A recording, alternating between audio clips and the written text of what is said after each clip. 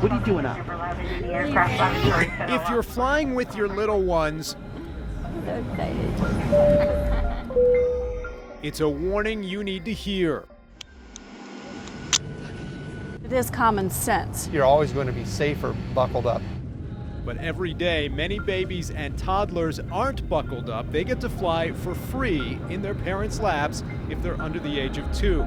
It's the way it's always been, but some people say it just isn't safe. They will tell you, this is not a good practice, but they will not enforce it. I don't know if it should be required, but it should be maybe encouraged. Hopefully, we're prepared for anything that happens. Being prepared and keeping her protected, that's why Sarah and her husband brought their daughter's car seat on the plane for their flight to Florida. We hope it'll go smoothly. But many parents take their little ones on the plane as lap children and get the car seat back after they land. When I go to the airport and I see parents bring their children on board, and then at the end of the trip they pick up on the baggage carousel the car seat that's been in the cargo hold and then go put their child in it in the car, it literally does not make any sense. Today's hearing that we... Debbie Hersman is president of the National Safety Council and former chair of the NTSB. Lately, she's been calling for a change, pointing to statistics which show 85% of parents who fly with kids under 2 do so with those kids on their laps. So she knows changing minds won't be easy. It is also hard to tell people what they should or they should not do. And I'll be honest, before I came to the National Transportation Safety Board, I had traveled and carried my own child on my lap. Once I learned about the safety risks and really what was best, I couldn't believe what I'd done.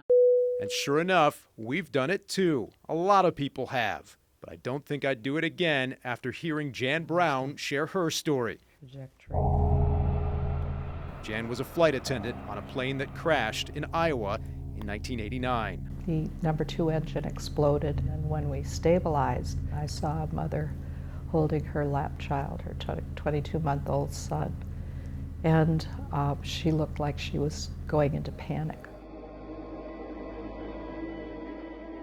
We were way, way over speed, landing speed, and we simply just absolutely crashed into the earth.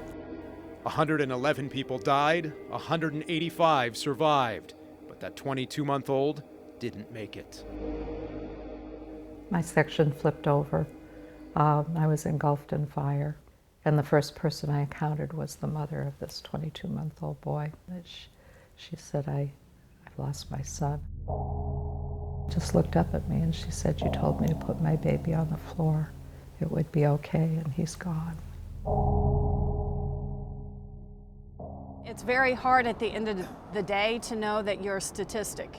Jennifer Stansbury Miller of Fishers has also been pushing for a change in policy. She's been a safety advocate since the death of her brother in a plane crash 20 years ago. You're being strapped in a metal tube going 500 miles an hour.